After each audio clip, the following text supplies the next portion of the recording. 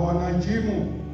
Mfalme akanena akawaambia, wenye hekima na wa Babeli, mtu awaye yote atakayesoma maandiko haya na kuonyesha tafsiri yake, atavikwa mavazi ya rangi ya zambarau na kuwa na mkufu wa dhahabu shingoni mwake, na atakuwa mtu wa tatu katika ufalme. Yuko mtu katika ufalme wako ambaye roho wa miungu watakatifu inakaa ndani yake, na katika siku ya baba yako nuru na ufahamu na hekima zilionekana ndani yake. Mfalme Nebukadreza baba yako akamfanya kuwa mkuu wa waganga na wachawi na Wakaldayo na wanajimu. Roho Mtakatifu, mweza wa yote, mfunuaji yote, e Bwana, kwa damu yako Yesu Kristo, unayeweza kufanya mambo kuwa mapya katika maisha yetu, unaamuru katika imani ya kweli, e Bwana, watu wako wapate kukuabudu katika roho na kweli, wakae katika utakatifu, katika utulivu, wakutumikie wewe, e Bwana, na zaidi ya yote waimarike sana katika imani. Ninakusifu kwa sababu muda huu na wakati huu uko tayari kunitumia kama jinsi upendavyo. Asante kwa muda wote, e Baba. Wewe Mungu ulijua sana wakati niamuru kabisa kwamba nitakuwepo mahali hapa. Ninashukuru Mungu, na hivyo Baba naomba unitumie. Nami nakuja mbele zako Baba katika ardhi hii na madhabahu nikikanyaga nguvu za aina yote zinaweza kujiinua katika jina la Yesu Kristo, zipate kunyamaza, e Bwana. Watu wako wapate kutulia na kusikia neno lako. Nitumie Bwana, kwa damu yako Yesu Kristo, nitakase midomo yangu, viungo vyangu, kila kitu kitumike kwa sifa na utukufu wako. Uandae watu wako Baba, kila mmoja atakayesikia maneno yako, lakini pia na ushuhuda mbalimbali katika damu yako, watu wako wapate kuimarishwa sana. Pokea sifa na utukufu, na kila mtu aliyoko hapa mwenye pumzi aseme amen. Sema amina.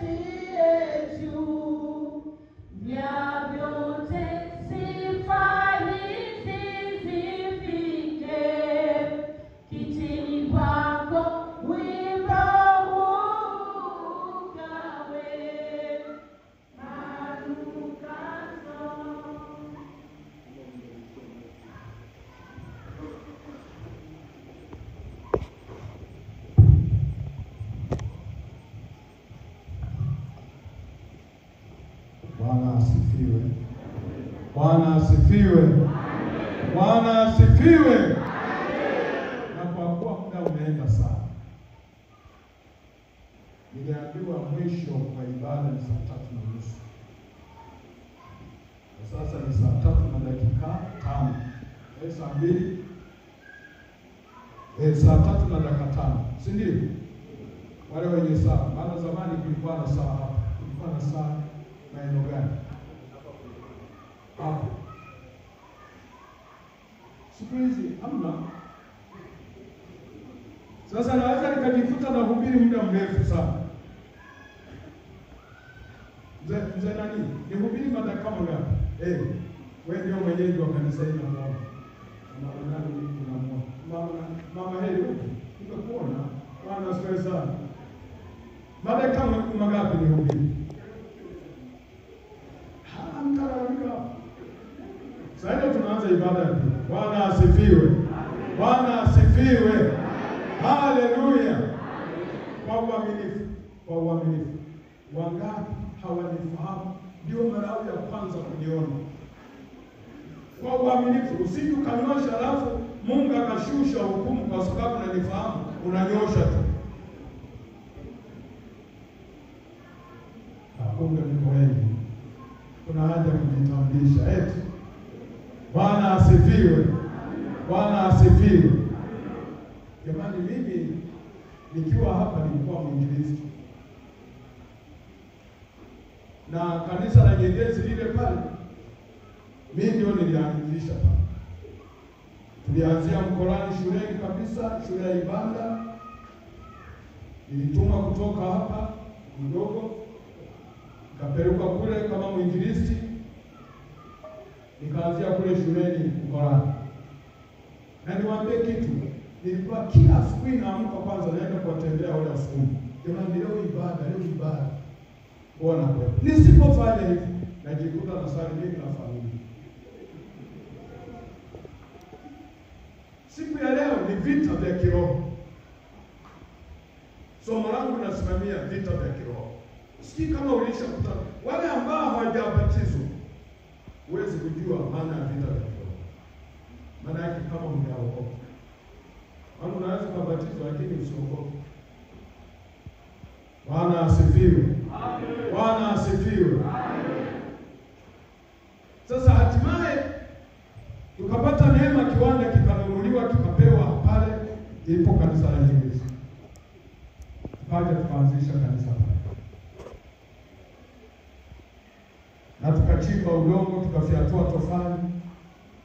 Na kanisa hili mama ninajua kabisa wazee wa zamani wanafahamu.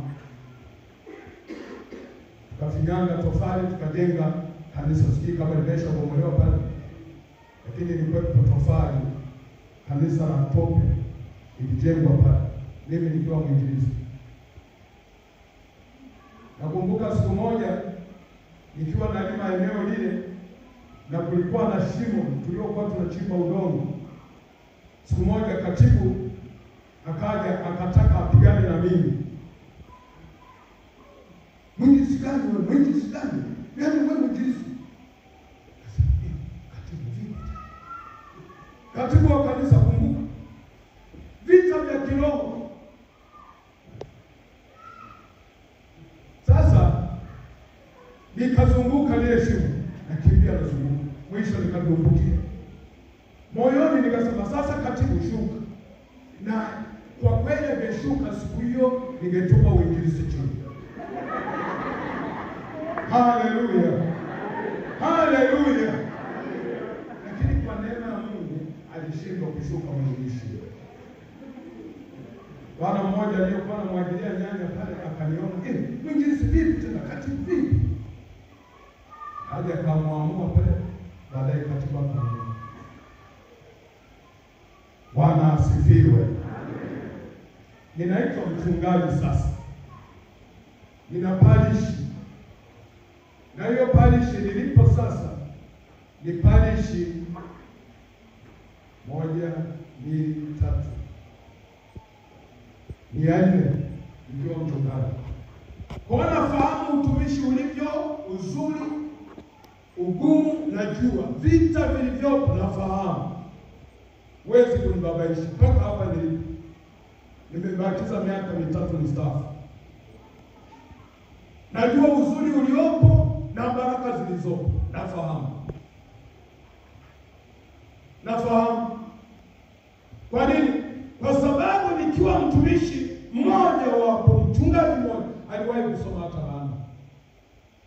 Ulisomea mwinjilisti gani? Nikasomewa laana. Na mtu mmoja akaniambia, "Baba, hii laana inakupata." Nikasema, "Wapi? Hii ni dua la Mungu."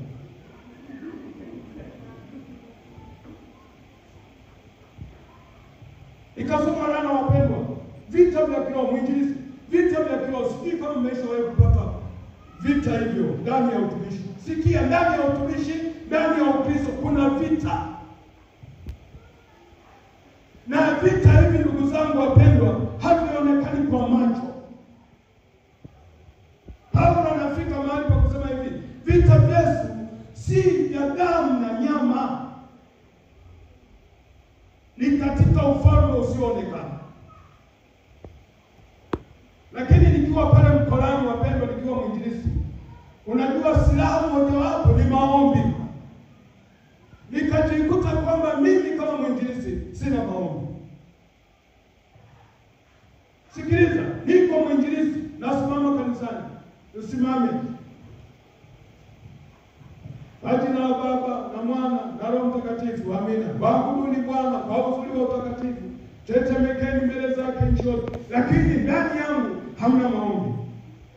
Nikija kwenye kipindi cha maombi Jumatano, yani naruka kweli, lakini nyumbani kwangu hakuna maombi. Nikajikuta adui ameingia ndani ya nyumba bila kujua. Na sikujua kwa sababu alitokea mgeni kutoka huko nyumbani Nguruka. Amona nakufahamu Nguruka. Yule bwana alipokuja hapa mwanzo akasema sina mahali pengine pa kufikia, nafikia kwa mwinjilisti. Mwinjilisti baada. Sasa naanza kujitambulisha. Naitwa mchungaji Israeli Josia Mariam Regina baada. Hayo majina. Juzi Jumapili nilikuwa na kipaimara pale kwenye parishi yangu. Na ndio maana nimepata hata nguvu ya kuondoka. Maana ratiba ya kipaimara ilishapita. Askofu akishapita pale, sisi wachungaji wote tunapumua. Akipita salamu. Usione hao wainjilisti wako na kaza jamani mafundisho wanakipa. Kipaimara. Sijui michango. Ule ni mwenge wa taifa. Kulali. Bwana asifiwe. Kuna hali ya vita huko ndani. Sasa kwenye risala wale wazee waliandika tangu mchungaji Israeli Josia Mariam Regina baada alipofika tumeona kuna mabadiliko. Askofu aliposimama akasema hivi, jamani, majina mengine huyu baba huwa anajitania sio majina yake. Hii mnayoandika tunaweka faili huko kwenye kumbukumbu la dayosisi. Sasa wengine watakapokuja kupokea baada yangu na labda mchungaji wewe ameshaondoka, watakuwa ni mchungaji ambaye ana majina hata ya wanawake. Kwa hiyo aliwachekesha kidogo, lakini pia huwa anajitambulisha. Kwa nini? Kwa sababu nikiwa bado sijawa mtumishi, mtu mmoja nikifanya naye kazi alitaka kuniangamiza. Akaenda kwa mganga wa kienyeji, akaulizwa hivi, hamnataka kumwangamiza yule bwana? Yaani tumeisha tafuta kila njia. Lete jina la mama yake. Sasa mtu mmoja alipokuja kunitoa akasema, kumbe kila mahali takapokuwa nasimama nitambulisha majina ya baba yangu, mama yangu na mke wangu. Bwana asifiwe. Ili kama nataka kwenda kupeleka huko kwenye malamuni, kwenye waganga kama na jimu na nini, basi usipate shida. Bwana asifiwe. Amen. Haleluya. Amen. Kuna vita vya kiroho. Mimi nilikuwa najiuliza sana. Kwamba hivi ilikuwa kwaje huyu jamaa mfalme alipoamuru kwamba vilete vyombo vikombe vile kaanza kutumia. Kulikuwa kuna kosa lolote jamani? Ni mfalme wa nchi. Kulikuwa kuna sababu yoyote? Mimi kama mchungaji hivi siku nyingine dada naomba mwanangu njoo. Wewe mwenyewe njoo. Sasa siku nyingine mfano mimi mchungaji mnikute niko naongea na huyu dada alafu nampiga kwa halafu huyu naye huyu yuko ananipenda hapa. Yuko ananitaka hapa. Nampiga kwa shafu. Alafu namsogelea ndani. Alafu wewe ukiona utafikiri, yeye mwenyewe atafikiri. Lakini mambo haya kwani tunashindwa eti? Nashindwa. Kwa nini najizuia? Sitafanya hivyo. Bwana asifiwe. Kwani tunashindwa? Au nikienda pale nikaagiza lete chupa mzatoma alafu mnanikuta mnamkanya niko. Kwani nashindwa? Pia shindwa wewe wale wanakuanywa. Pia shindwa. Tunashindwa. Pale kwa posho mnapo nipa nikaenda kukaa kwenye meza pale. Kwani tunashindwa? Lakini kuna vitu ambavyo tulifika mahali tukakana. Wamkataa shetani na kazi zake zote, fahari ya dunia wamkataa. Hapo ndio unatangaza vita na huyo shetani. Ila kuna wengine sasa, ikija ni baba, tunajua ni mume wa mtu, na wewe ninapoangusha.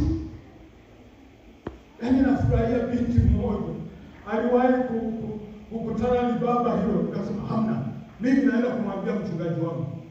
Usiende kumwambia, mimi nitakupa hela. Hamna kabisa. Wewe unajua kabisa ni mume wa fulani, hamna. Akaja kanielekeza. Nilipomwita yule jamaa kaanza kukana.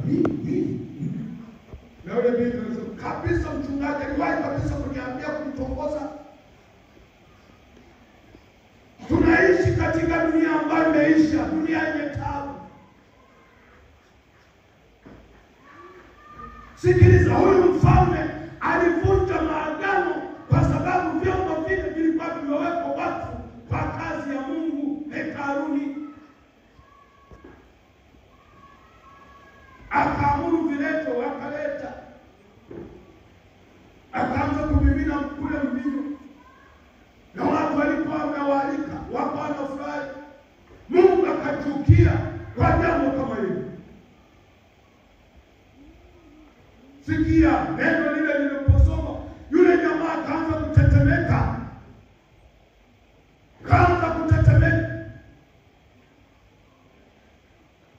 Kama mweka wewe wako. Hebu simama. Simama tu. Bwana asifiwe.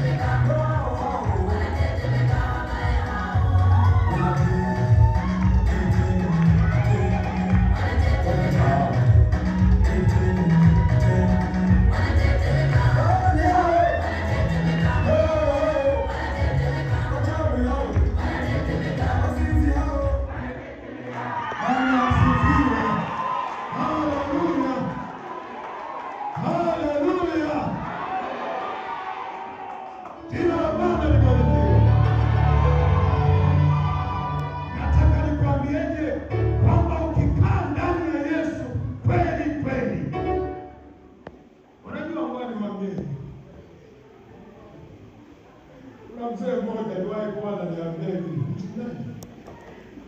alikuwa wakati huo mimi nilikuwa mwinjilisti, ananiambia hivi, mwinjilisti, ukikutana na Mkristo ya Mkristo, ukikutana na mchungaji ya Ukikutana mzee wa kanisa, mzee wa kanisa, yaani maana yake ni kwamba yule ambaye yuko kweli kweli, Mkristo kweli kweli, aliyeiva huko ndani, amempokea Yesu Kristo kuwa Bwana na Mwokozi wake, hata tembea yake tu utamuona, semi yake utamuona, ishi yake utamuona. Akija kanisani ni kutulia, hana ikifika kipindi cha sadaka ni kuinuka tu, hana cha kusema. Kwa kuna wengine sasa kisha fika kipindi cha sadaka ni kunung'unika. Sisi makanisa yamekuwa na sadaka mengi, ona sasa, ona sasa, ona. Yesu hajakaa ndani yako. Eti kila mama, hivi kweli baba naweza kusimama 3,000? Mimi kwangu huwa nafika mahali, kwangu ni 1,000. Lakini nafika mwisho wa mwezi, tuna kiwango ambacho kila mama huwa anatakiwa apeleke diocese. Inafika mwisho wa mwezi, eti azibu. Toka naamua kuchukua hela yangu pale posho na lipo. Mwaka mmoja nimelipa tu. Alafu nikawasomea taarifa, kina mama na wadai shilingi kadhaa. Nilikuwa nalipa mimi mwenyewe. Mama mmoja akasimama kweli kabisa. Yaani mchungaji jana tulipia. Sisi kina mama tunapopendeza hivi, nywele tumesuka. Sisi kwa nini ndani ya kanisa tunakuwa na ugumu wa mioyo? Ile ni kwa sababu nimekaa ndani ya Ukristo wa Petro. Ninafahamu vita vilivyopo. Ni vita vikubwa sana vinavyojaribu kupigana yani na mwanadamu. Huyu mwanadamu anayesema amemkiri Yesu Kristo. Sikiliza, kwa kutotii maagizo matakatifu ya Mungu, unakutana na hiyo hali. Ni mlango. Shetani anaingia kwako bila kujua. Nikajikuta kwamba nikiwa mwinjilisti pale Nyegezi pale Mkolani, ninakula chakula sishibi. Wapendwa, sifiaje kwa napikwa hapa tu Mkolani hapa. Nikiwa mwinjilisti, mama napika ugali mara 2. Lakini pale na watoto wangu hakushibi. Kumbuka anapoivisha ule ugali, anaufunika kwenye sinia, anatenda pale tunaanza kula, anaweka tena sifuria nyingine. Tunakula ule ugali unaisha. Inasonga ugali wa pili. Tunakula tena hauli unaishi, hatujashiba. Sasa naona aibu na maisha ya uinjilisti. Jenda siku 3 nimeishi.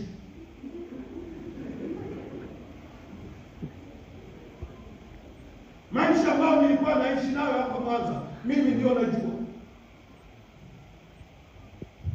Bwana asifiwe. Bwana asifiwe. Haleluya.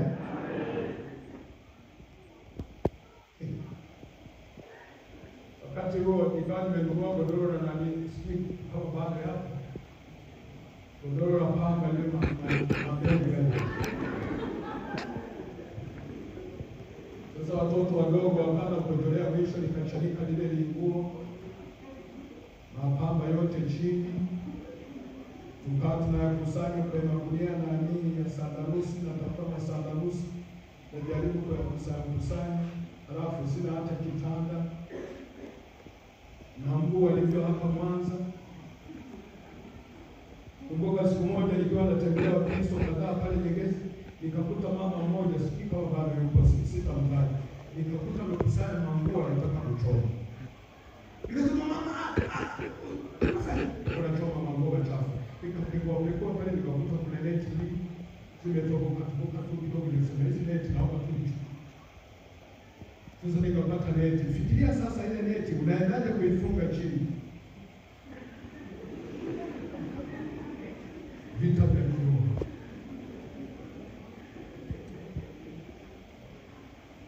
Nikawa natafuta miti mbao. Kwa unaweka ubao hapo kidogo na huko. Utaingiaje huko? Sasa mwisho tunapokosa kuni, mama anachukua ile mamiti mambao anachoma.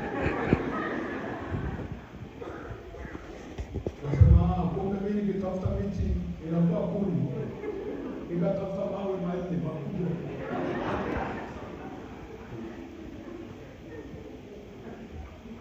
Ninahangaika kutafuta mwana burudani kuchukua mambo. Vita vya kiroho. Ndugu zangu wapenda kukaa ndani ya Kristo. Sikia ni kujikana. Anayetaka kunifuata ajikane, ajitwike msalaba. Wakafikiri kwamba nini msalaba sasa unaenda pale dukani na beba msalaba unaomba. Akifikiri nini? Hakuna msalaba tofauti na huu unaouona kule dukani. Ni msalaba wa ndani. Yesu Kristo akiwa pale msalabani anasema hivi, Baba uwasamehe, hawajua wafanyalo. Kuna Wakristo ambao wanaweza kupanga hapa mzima hawasameheani.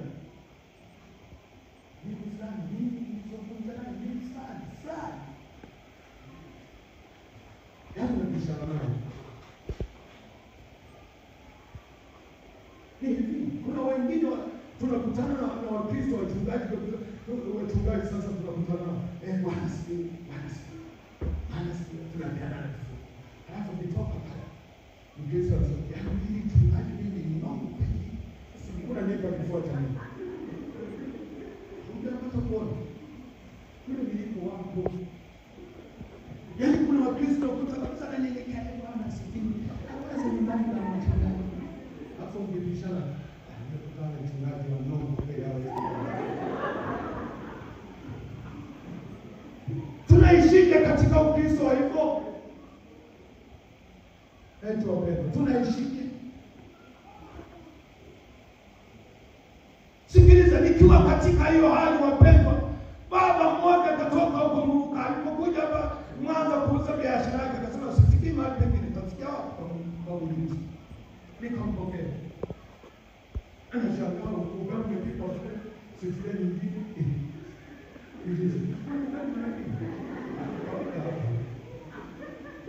Tumemaliza kula na shangaa watoto wana nyumba wanaenda majumbani kwenda kulala na mimi nasema baba mahali pa kulala mimi sitaombi.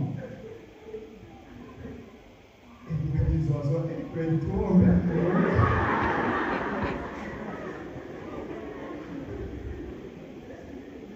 Akawa pale kwangu mgeni siku 3. Siku ya 4 kaondoka. Sasa siku ya 4 ameshaondoka. Nikawa nimeshazoea sasa jamani watoto tuombe. Simaliza kuombe. Tukakaa pale tunaomba. Watoto wangu wale bado watoto kama huyu.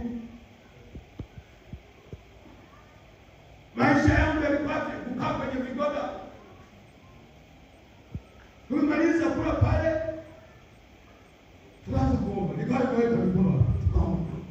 Baba sana kwa sababu tunakulinda mchana kwa. Tulinda tunapoenda kwa. Baadaye maneno yakaisha mdomoni. Nikasikia wazo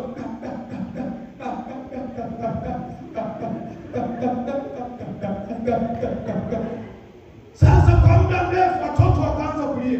Na mama ananishangaa unajua. Mimi sasa sina uwezo nikasikia ndani ya akili kwenye ufahamu wangu nasikia watoto wako wanalia. Mama mimi niko kwenye akili nikawa nasema hivi Mungu mke wangu angejua angeleta mkono wangu wake hapa. Sasa siwezi hata kumwambia maana hapo niko naomba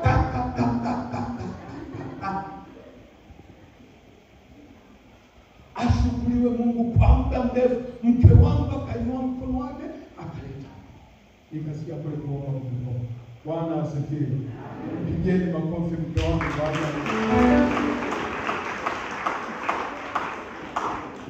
Wewe cheza tu, usiache kuomba, usiache kuja kwenye vipindi. Wewe cheza tu, mimi sikushangai. Kwenye Ukristo ulivyokiri wewe mwenyewe. Wewe mwenyewe ndio uliyejifungulia bara mikosi, ni wewe mwenyewe. Wenzako wakija kutoa sadaka hapo na washangaa pita tu. Sawa? Lakini kumbuka kwamba wewe mwenyewe unajifungulia nini? Bara mikosi. Lakini nataka nikutie moyo. Sasa Mungu akubariki sana. Mungu akubariki.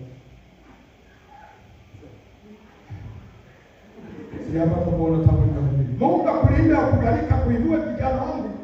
Na kama umeshaoa, mke azae watoto mapacha wanataka.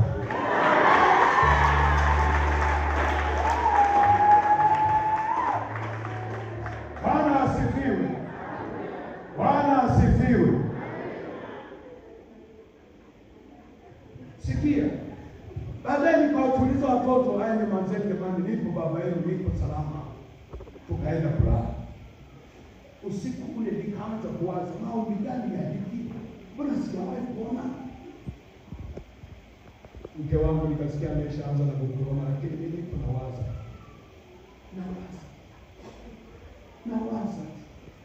Ikafika saa 8 wapendwa, usiku kabisa, katikati giza. Baadaye nikasikia kama vile mtu anachukua mchanga hivi na kumwaga juu ya bati.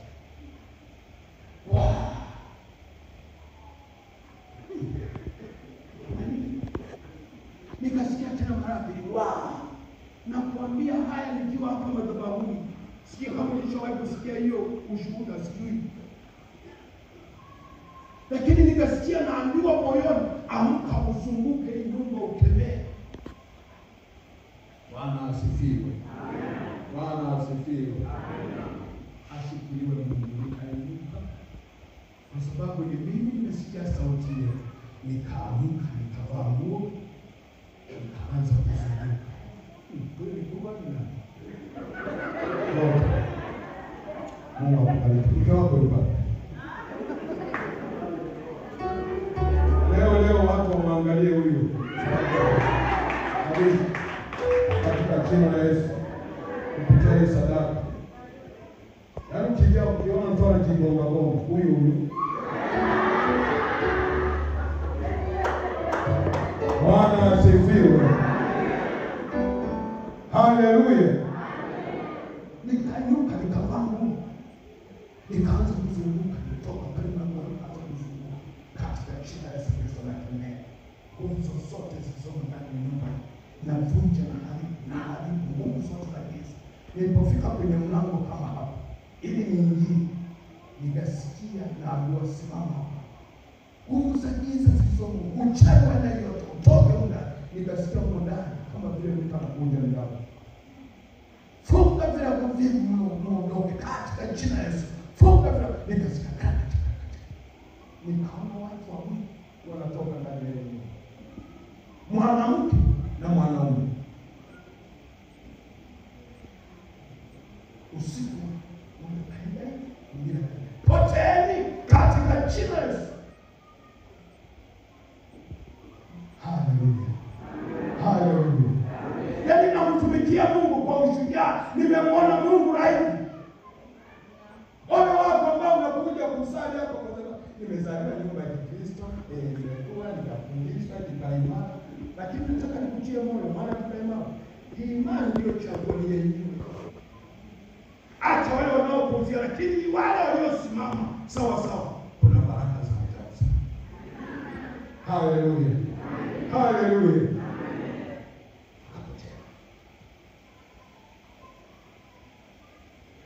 Nikasikia naambiwa sasa ingia ndani.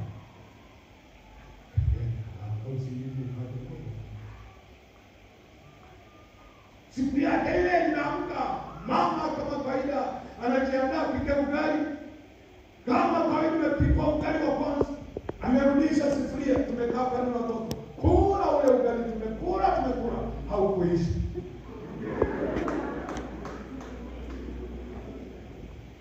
Haleluya. Haleluya. Ingawa wangekuwepo hapa wangekuwa shahidi.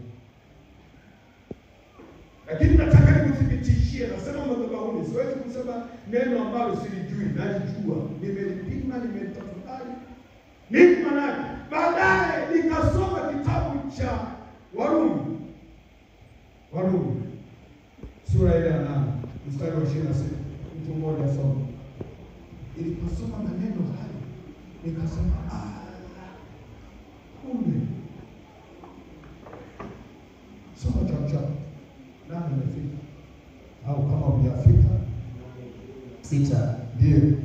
Neno la Mungu linasema kadhalika Roho naye hutusaidia. Roho naye hutusaidia Udhaifu wetu. Kwa maana hatujui wapenda kuomba ipasavyo. Hatujui.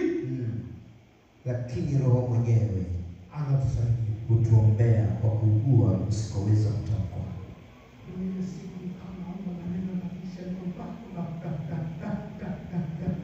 Sasa mtu wa jinsi ya kutokea kanisani anabaki.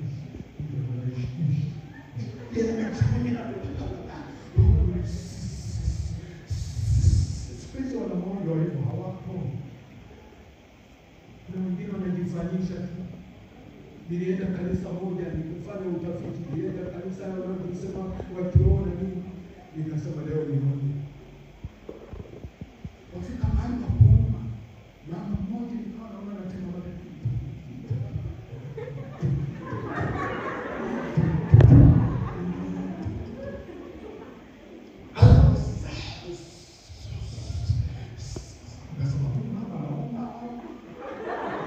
Walipomaliza kuomba na mshangana chukua kitabu.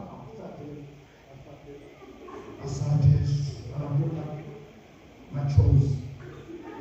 Ni machozi yani. Ili kuna wengine ambao unaona wanatoa machozi. Unaona wanatoa machozi, unafikiri kwamba ni kweli. Kumbe wanawaza mashida walionayo, machungu waliopata na nini, changamoto wanazokutana nazo na kutanalia. Wanafikiri kwamba sasa wanaoangalia ni Roho Mtakatifu ameshuka. Kumbe ni machungu ulionayo, matatizo ulionayo. Kuna kuomba katika roho na kweli. Hadi unapokubali Yesu Kristo awe Bwana na Mwokozi, anakuongoza kweli. Bwana asifiwe.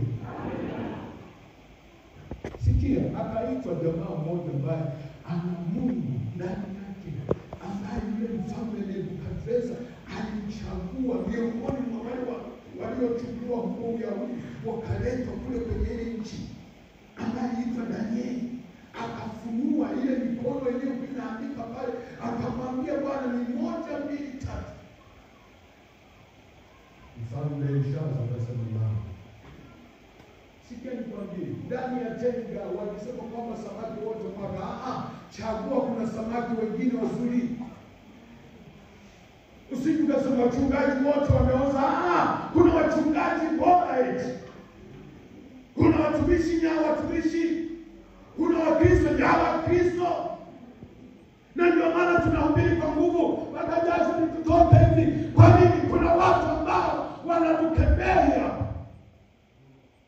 Siku moja nilialika huko Ngara kwenda kuhubiri. Baba sijui unafahamu Ngara kule Kabanga, halafu kuna kijiji kimoja kinaitwa Ibuga. Nikawa nimeenda kule Ibuga. Kanisa likawa limejaa hivi. Mimi tunahubiri, msitudanganye wa Kristo.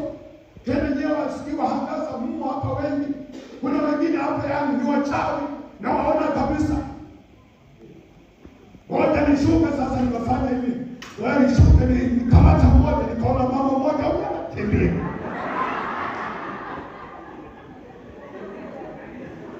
Haleluya.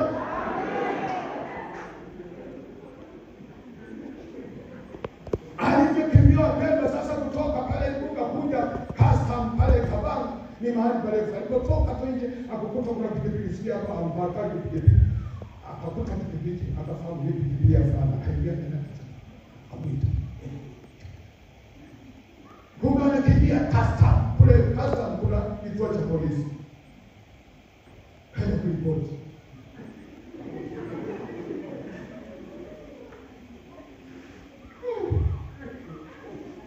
Mimi kama naendelea kuhubiri. Na siku hiyo kulikuwa na ushirika mtakatifu. Nilimaliza kuhubiri, wakatoa sadaka, tukaendelea na ibada ya ushirika mtakatifu. Tunapomaliza ibada ya ushirika mtakatifu, nasema tumshukuru Mungu. Tukasimama Kristo wote. Nafsi yangu. Yule mama kama. Na pikipiki tukasikia na ndugu. Tukamaliza ile shukrani. Sasa mchungaji akiniambia mwenyewe niko utoe bana. Mimi nisimama sasa ile kanisa ilikuwa na mlango kama huu. Yule mama Mungu alipita hivi akafungua mlango akaona anaonyesha karatasi ya Samas mchungaji. Mimi nasimama amani ya Mungu kitaifa mtoto walinde. Mimi narudi na mkuta mchungaji ameinama yuko anasoma ile karatasi. Sema tumeshtakiwa. Na hiyo kujitambulisha kwa jina ni hivi, mahali pengine napohubiri wasijitambulishi. Sikiliza neno la Mungu. Sio mnaangalia majina ya nini? Ile Samas imeandikwa na jina kabisa. Yote Israeli, Josia, baada umeshitakiwa. Unaitwa polisi.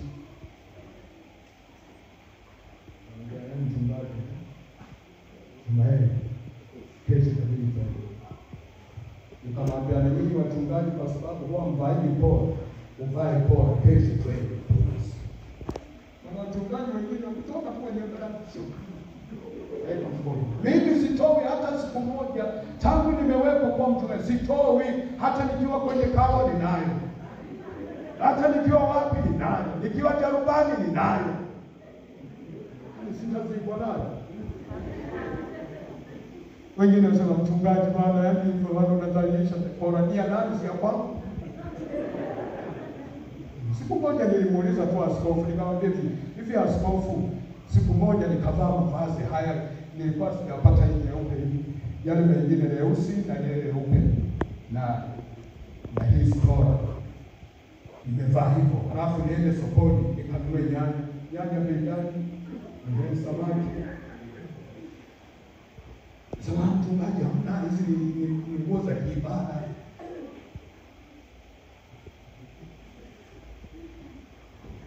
Siku moja nitumike nayo kwa mjini niko natembea.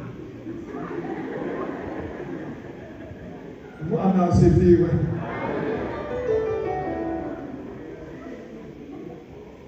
Niwaambie vitu katika kituo cha polisi Jumatatu kama kesho. Ule mama ameshaandaa mashahidi wa uongo. Kwamba nimemtaja ni mchawi. Na watu walikuwa wanataka kumpiga mawe. Sasa bahati nzuri mkuu wa kituo kile ni Mkristo wa kanisa la KKT. Akamuuliza mama alikutaja wakati gani? Alikuwa yuko na hubiri. Akatuambia jamani wachungaji, na mimi mwenyewe ni Mkristo. Mimi navijua kule kanisani unapohubiri huwa mtaji jina. Kwani mama alikutaja jina? Sema alipokuwa na hubiri tu alisema eti huko kanisani kuna wachawi. Akasema ngoja nimkamate mmoja, akatoka ameniangalia. Haleluya.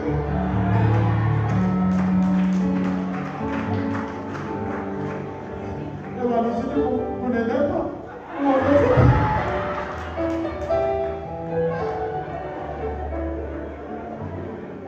Mama heri, kumba hera mesha lelepa hivi.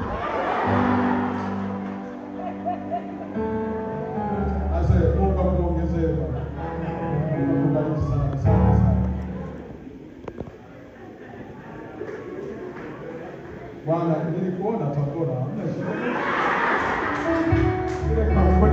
Ile kampuni tuite tena.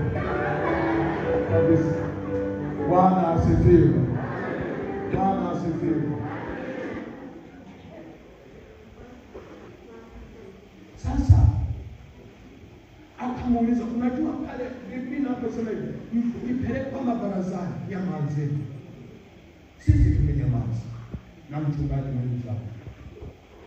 Mkuu akifika anamuuliza tena, "Kwani wewe mama, kwani ulipata wasiwasi? Uliwahi kuwa mchawi?"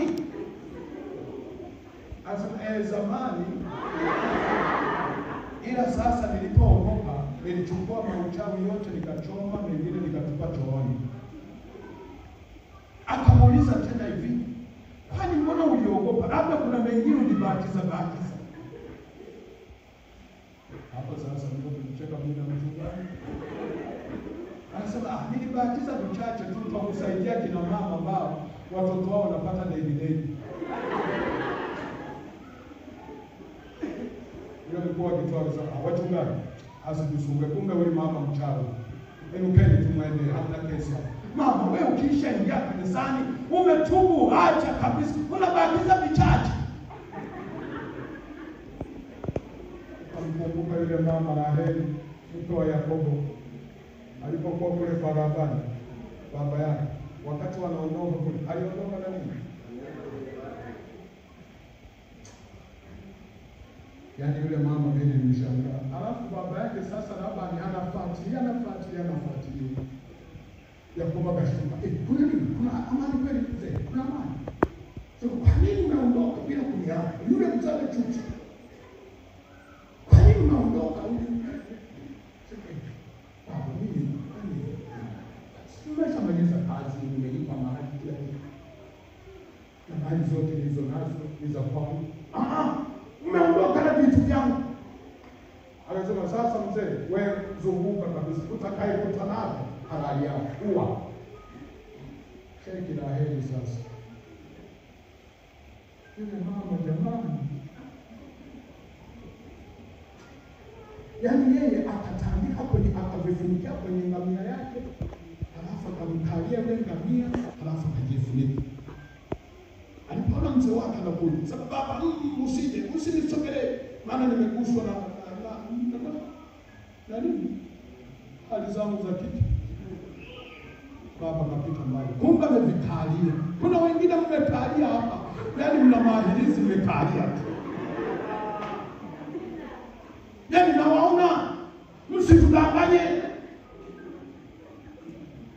Nyinyi si ndio mnasumbua kanisa.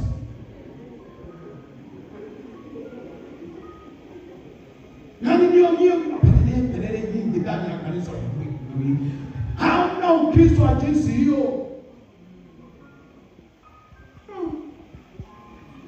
Tarehe ngapi hiyo kwa mchungaji, ningepata nafasi nikaona je, huyu mchungaji wanamwagaje? Sinajua hasa tunapohama.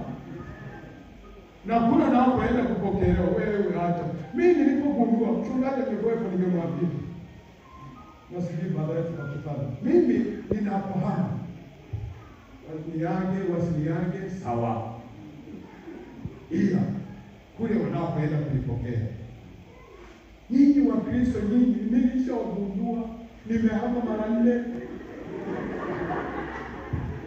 Wanapopokea ile mizigo, huwa anafikiria amekuja na nini?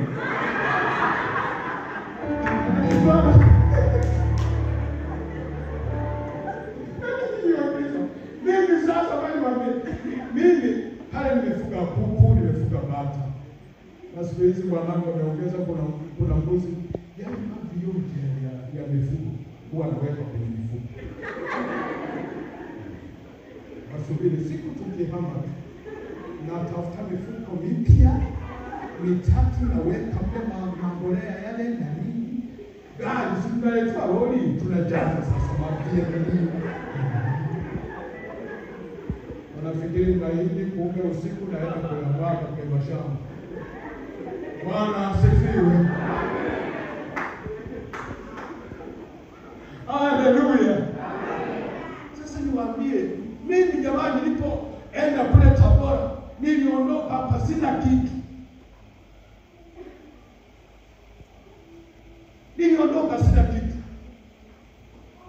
Nikaenda Tabora. Tabora kule bahati nzuri nikapokewa. Nikaambiwa sasa tunakupeleka kijijini ukaanzishe kanisa. Kwenda kuanza zero. Uinjilisti kuanza kanisa moja. Nikasema Mungu, kumbe yale maombi niliyopata naomba Mungu nipe sehemu ya kukutumikia kwa uhuru hiyo hapa. Wapendwa, nilikazana pale kwenye kile kijiji miaka hii mitatu. Askofu Makaya akasema kwa kweli nimeona kuna vikao baada nimekuona nikupeleke sehemu. Na nilikuwa nikisimama kanisani nikihubiri kutafikiri nimelala 6 kwa 6. Sijawahi hata kunung'unika jamani wa Yesu, kama mnaniangalia nalala chini jamani. Mimi nahubiri neno la Mungu, watu wamjue Kristo. Watu wakasimama kwenye kile kijiji Wapembe, nikapata wa Kristo. Acha kabisa. Miaka 3 ikafunguliwa pale Chicago. Jina la Bwana libarikiwe. Hakuna kulala.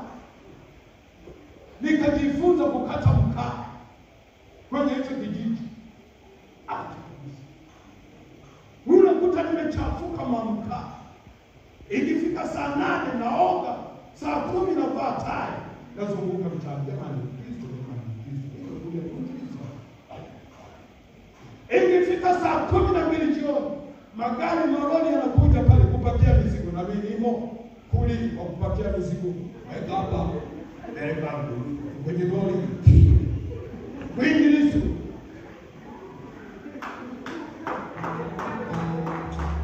Amina Bwana. Yaani kama ilivyo. Sikia. Nachamka kuelekea saa 8. Mungu akubariki sana. Yaani usiweke tena nywele hizo bila tu. Mungu akubariki nywele hizo usiwe ndefu. Haleluya. Sikia, nachamka kweli. Ili nini? Usilemee kabisa. Acha kabisa. Yaani wakati mwingine huwa anashangaa watu wanapofika mahali pa kulalamika. Mimi nitaparishi gani nilileta nyumbani. Wacheza na Mungu tu. Kwenye mahesabu ya Mungu. Yaani ndugu zako wapende na wengine. Kuna watumishi wengine wanakuwa na sifa kwa kanisa. Acha.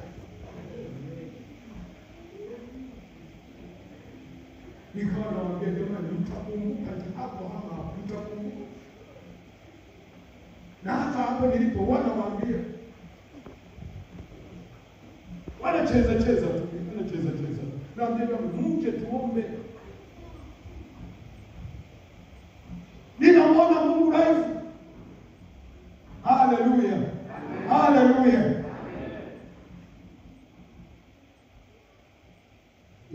Sana.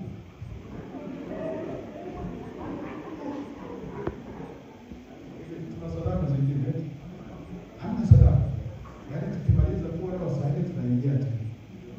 Hata chai tusinywe leo. Kwani kuna chai? Ni saa 4 kasoro 5. Sasa nifanyeje? Bwana asifiwe. Tuunganishe mpaka saa 6. Haleluya. Ni mara moja tu. Kwani nini? Umeshaniona mimi mchungaji, lini uliniona? Mimi kesho naondoka. Na ingekuwa ni siku kama 3 hivi semina na nini, yani ingefanya. Yes. Maana hapo ndipo na domo wangu. Ngoja niwaambie. Nimalizie tu ushuhuda wa mwisho.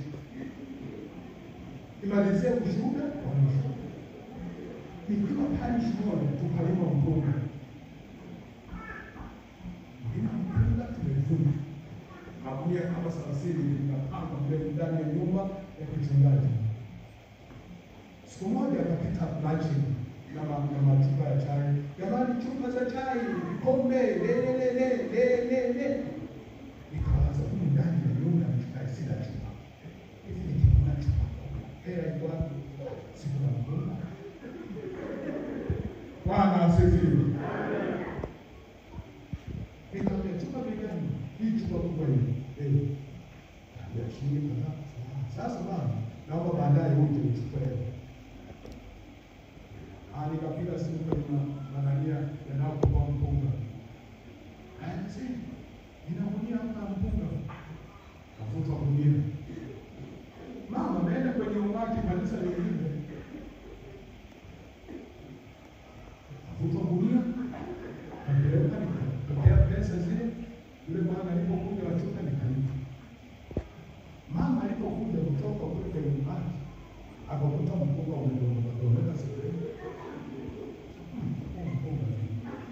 Akaenda kwenye store akakuta sehemu moja gunia limetobolewa. Akauliza mtoto, "Wewe nani hapa?" Sema, "Baba huyo." Mama yule akafyumu. Mnajua vita vya kiroho vinakuja hata kwa mke.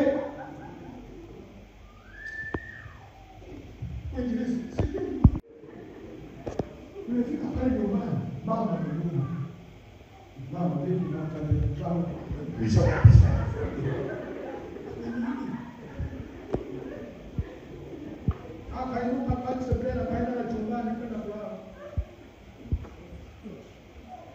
Ina binti yangu mkubwa pale mmoja pale yuko jikoni anapika na nini. Niweka chakula mezani. Baba, chakula tayari. Siku hizi huwa tunaomba kabla ya kula. Uligundua kitu kimoja. Tunapoomba baada ya kula, watoto wao wengine wameangalia TV, usizime kwanza, angalia. Kuna mpira siku hizi inachezwa usiku. Sasa siku hizi nikagundua, tunatenga chakula tuombe. Tunaombea maombi yote ya siku nzima. Kama siku hiyo sasa Roho wa Mungu ameshuka, ugali uko pale. Haleluya. Sasa mama yuko chumbani, tufanye maombi. Mtoto kaenda. Mama, tukaombe. Na ingeni. Mtoto akaja peka mtoto wangu wawili. Baba, naona mama sija nauma. Nikainuka.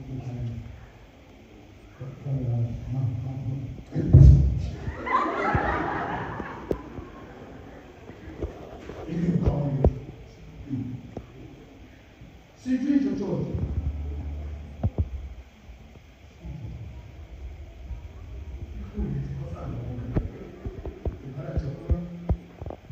Mtoto akabaki anaangalia TV, kaenda chumbani. Nikavaa nguo ya usiku. Mama amejikunja vile na nguo ya shule.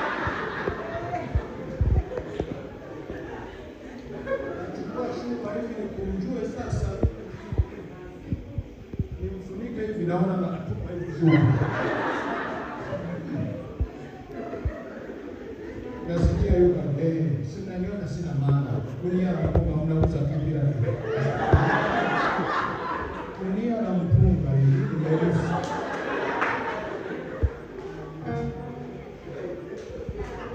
Ila kiukweli kabisa ilikuwa ni halali, ilikuwa ni muulize ni mshirikishe mama kuna nini. Asante. Kabisa Mungu akubariki. Sikiliza, nataka niwatie moyo. Vita vya kiroho. Niliposikia hivyo, anamumunika nikasema kweli Mungu nimekosea. Nimeuza bila kunishirikisha. Nitafanyaje sasa kumrudisha? Nikaacha na kumgusa, nitafanyaje niko na basi. Nitafanyaje? Usiku wa manane nikasikia naambiwa hivi jifanye na pressure. Haleluya.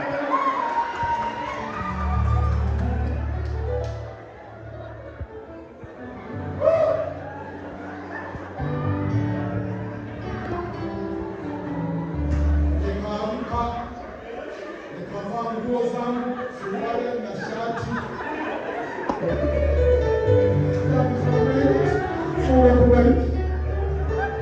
Bwana asifiwe.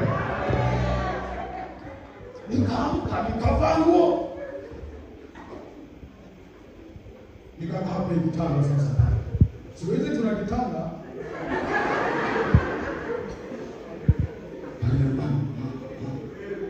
Aliposhuka tu nikafanya. Akainua macho, akaniangalia na mimi nikafunga macho, nikaangalia.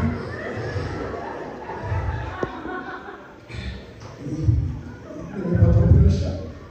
Shaka kufa mtoto. Kwenda kanisani.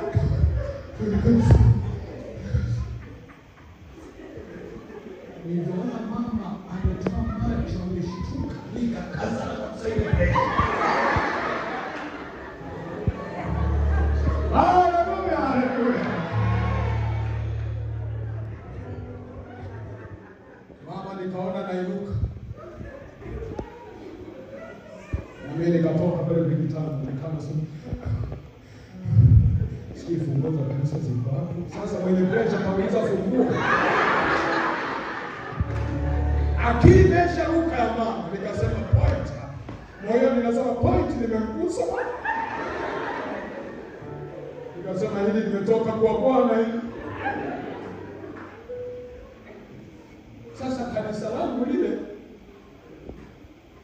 unaingia kwenye mlango kama huu hapo. Halafu sasa taa kuashia taa kama kule mlangoni. Ile kanisa ni refu. Kwa tukafungua mlango wa ofisi, tukaingia mpaka kanisani. Sasa ni usiku sasa, giza. Nikateremka kwa nguvu kabisa, nikaenda nikawasha taa. Nilipowaka nikarudi sasa. Nikavuta kiti, nikaleta kiti. Nikamwambia Mungu,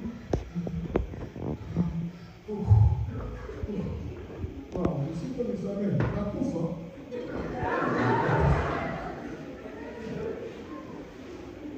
Presha kweli, sio mchezo.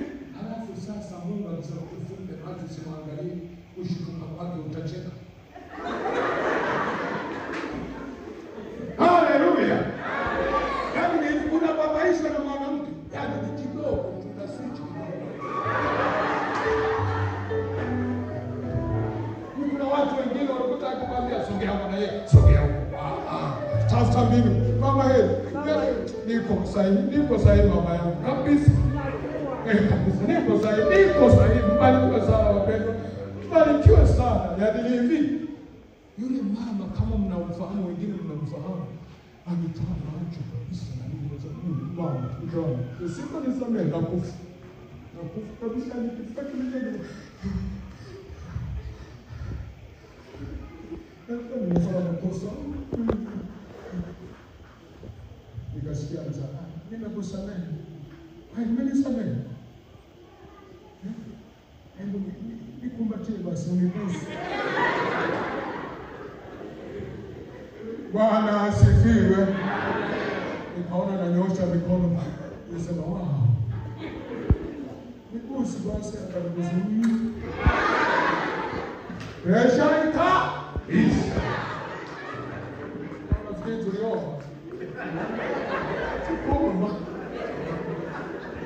Tukarudi nyumbani ni wazima. Tukajifaa kama vile nabaki nyuma, nafunga mlango wa kanisa. Wewe ameisha enda nyumbani, nikakuta ameisha vua nguo zote. Haleluya! Bwana ni nzuri sana. Ila usipojua utakwazana huko ndani. Utaomba upate mwingine. Kumbe ni vita vya kiroho. Ninataka vikuangushe, usimame tu.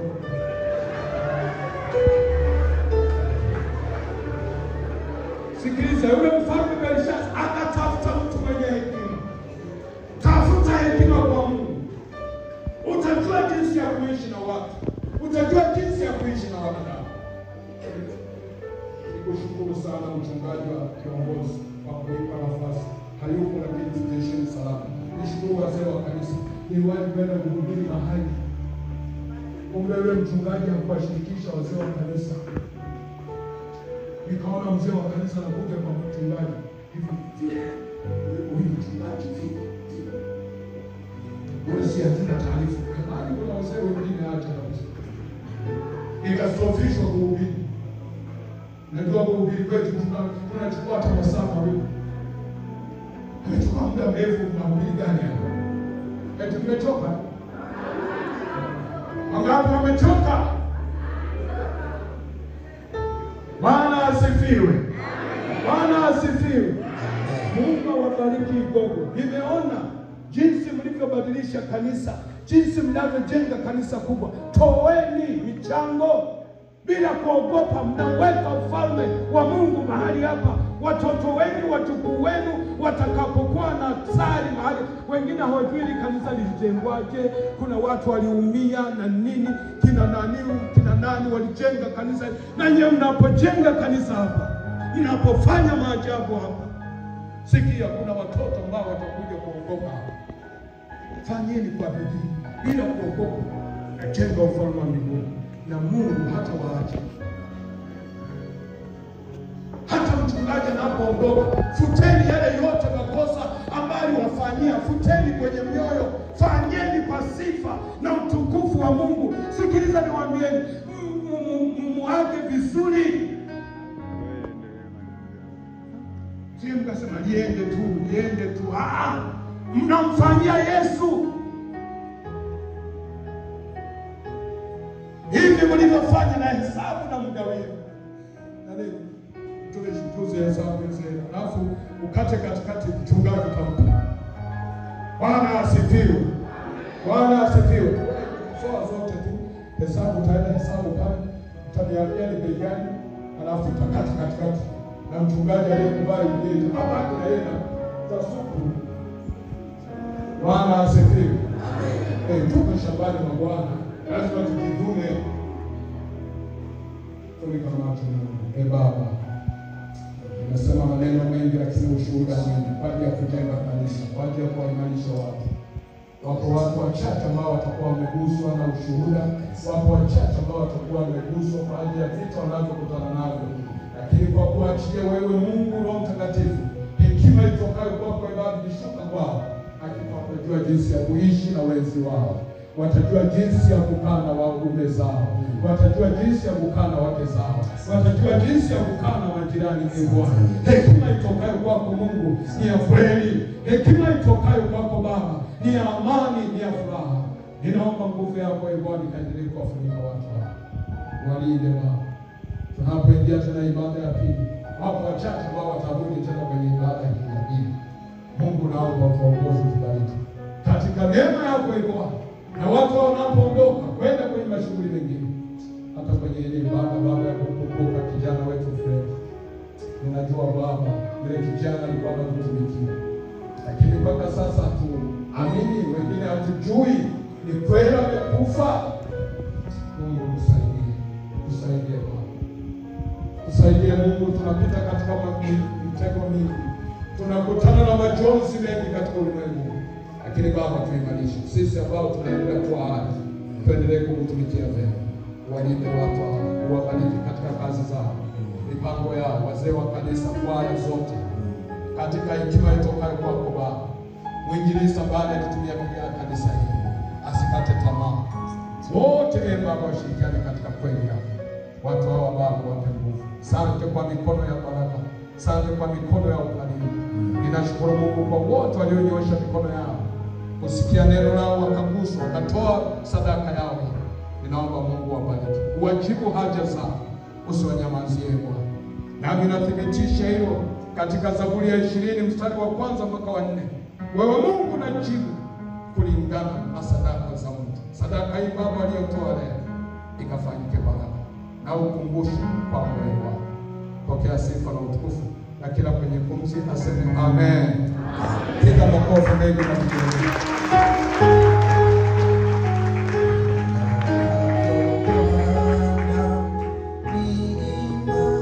Sana